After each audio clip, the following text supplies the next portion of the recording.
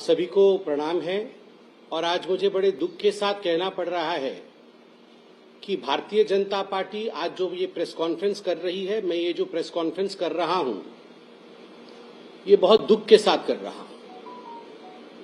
इन विषयों पर भी प्रेस कॉन्फ्रेंस करना पड़ रहा है।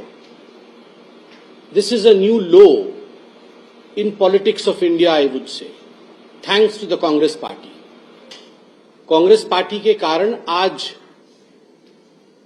एक फॉर्मर प्रधानमंत्री, एक पूर्व प्रधानमंत्री, उनके आज अंत्येष्टि उनकी हुई है और उस विषय को लेकर प्रेस कॉन्फ्रेंस करना पड़ रहा है।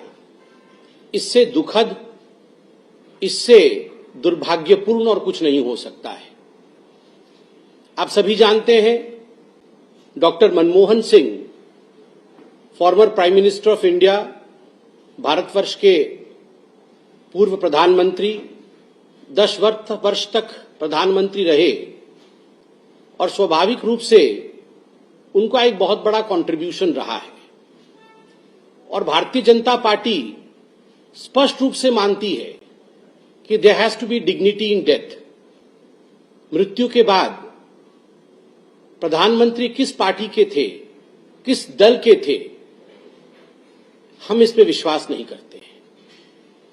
इतने छोटे मन के लोग हम नहीं हैं।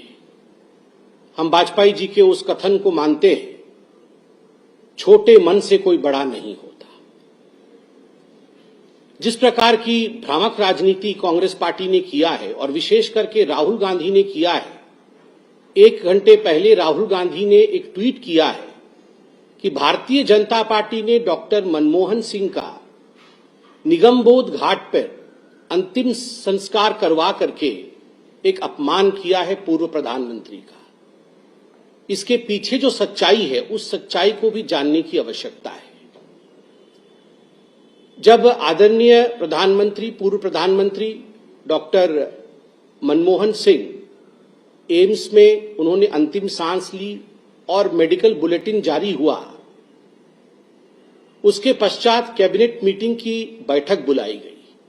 आप सभी ने देखा कि कैबिनेट मीटिंग की बैठक में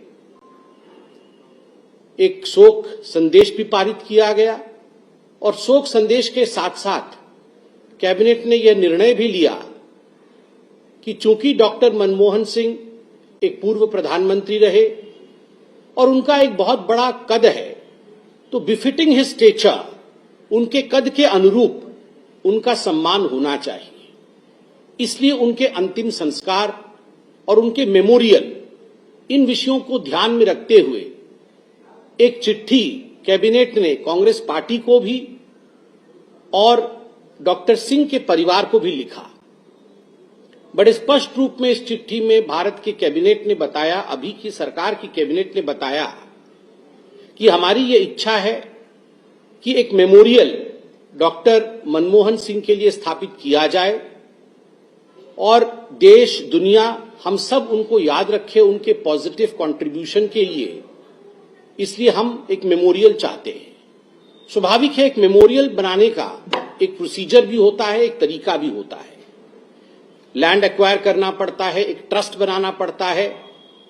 जब तक कि हम ये प्रोसीजर कर रहे हैं, तब तक संस्कार का काम, क्रीमेशन इत्यादि, क्योंकि यह इंतजार नहीं कर सकती है। You proceed with the same, आप वो आगे लेकर चलिए और हम मेमोरियल बनाने का काम आगे बढ़ाते हैं। और ये एक सीधा संवाद था जो हमारी सरकार ने कांग्रेस पार्टी को भी लिखित में दिया और हमारी पार्टी ने आदरणीय डॉक्टर सिंह के परिवार को भी यह जताया। मगर उसके बाद कांग्रेस पार्टी ने जिस प्रकार की राजनीति की है, मुझे लगता है आज के दिन शोक के समय इस प्रकार की राजनीति नहीं करनी चाहिए। आज ये बताते हुए भी तकलीफ हो रही है, ये जो तू मैं सोशल मीडिया से लेकर हर जगह चल रहा है कांग्रेस पार्टी के समर्थकों द्वारा, उन्हें ये याद दिलाना पड़ेगा कि डॉक्टर मनमोहन सिंह जब हमारे बीच में थे और जब वो प्रधानमंत्री थे, यदि सर्वाधिक उनका किसी ने महिमा में खंडन किया है, उनकी इज्जत के साथ किसी ने खिलवाड़ की है, तो कांग्रेस पार्टी ने की है। और ये हकीकत है, हम सब जानते हैं, राहुल गांधी जी ने मनमोहन सिंह के अगुवाई में जो कैबिनेट थी, उस कैबिनेट की बैठक के कागज को जिस आक्रोश के साथ, जिस अहंकार के साथ, जिस ईगो के साथ बीच में दरबार में, जनता की दरबार में लाके फाड़ा था कि देखो मैं तो नहीं मानता डॉक्टर मनमोहन सिंह को, हम तो नहीं मानते, गांधी परिवार नहीं मानता डॉक्टर मनमोहन सिंह को, मैं ही हूं, आई एम द बॉस, यह पूरे हिंदुस्तान ने देखा था।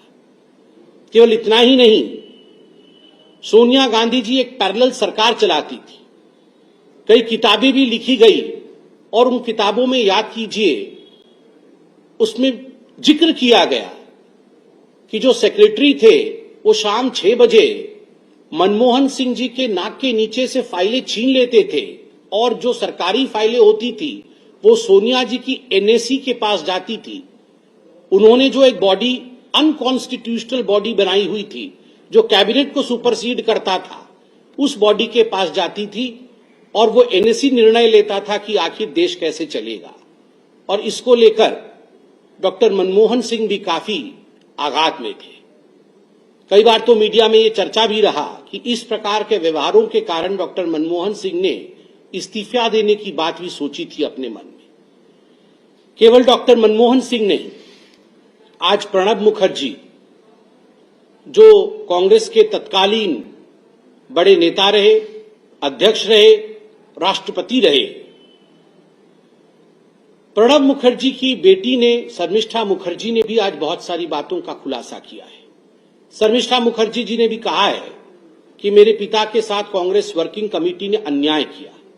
कांग्रेस पार्टी ने कहा कि प्रेसिडेंट्स का कभी भी कांग्रेस पार्टी शोक नहीं मनाती है, मगर ऐसा नहीं है कि पूर्व में कभी प्रेसिडेंट का शोक नहीं मनाया गया।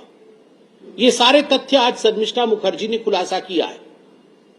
प्रणब मुखर्जी कहीं बड़े ना हो जाए, प्रणब मुखर्जी को लीगेसी से बाहर रखने के लिए, उनके लिए किसी प्रकार की चेष्टा इसी कांग्रेस पार्टी ने नहीं की थी।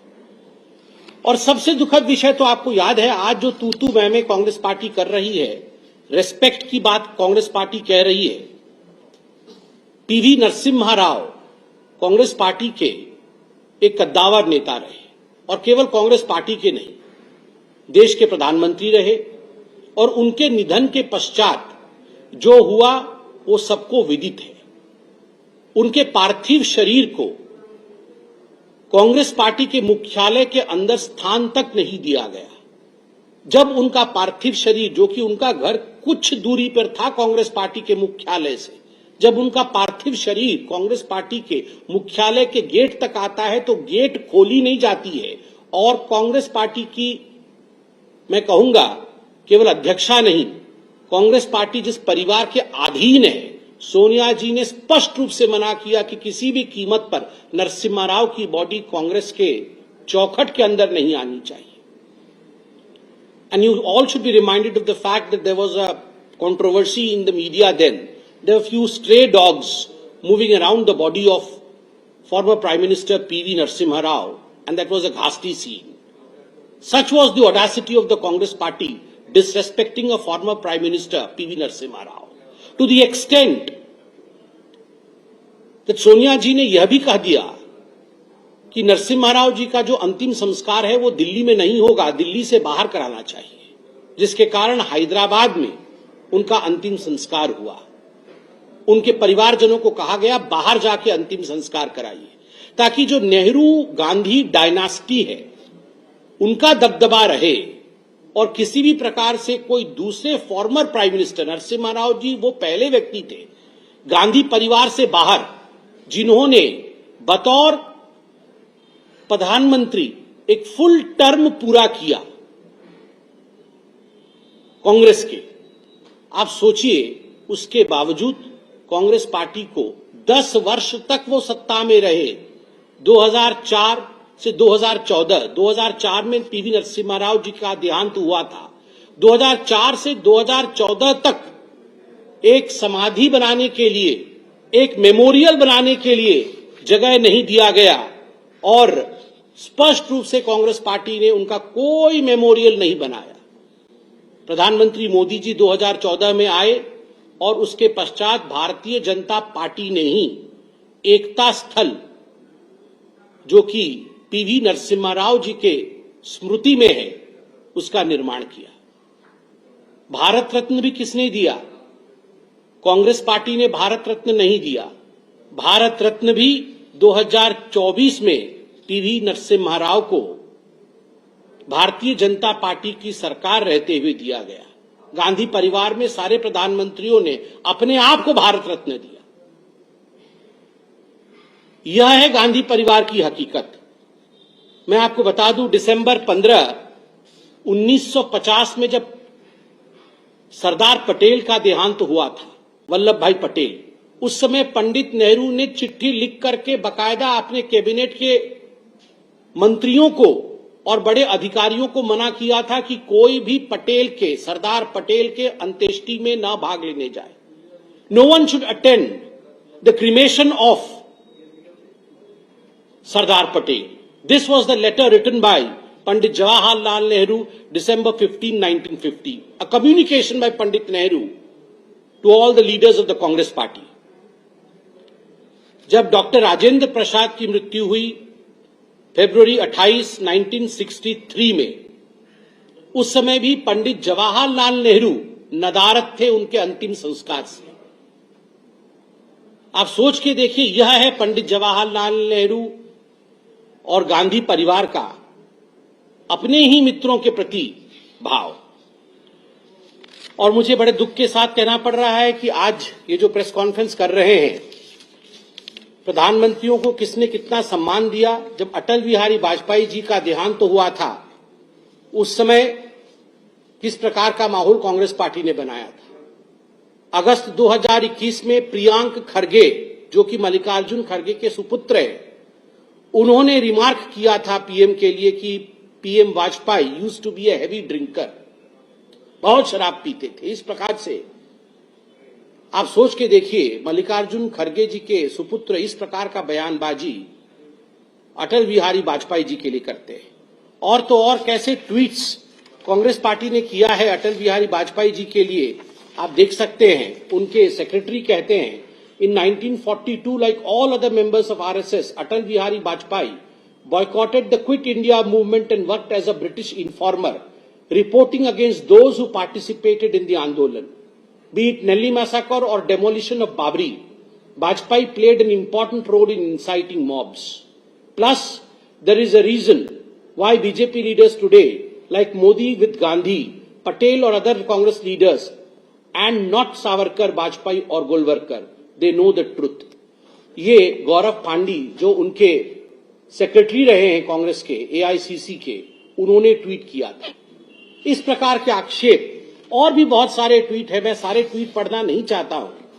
उनके एक पत्रकार जो उनके साथ है, उन्होंने कहा था, Atal Bihari Vajpayee is finally dead, embrace all the road blocks Delhi focus.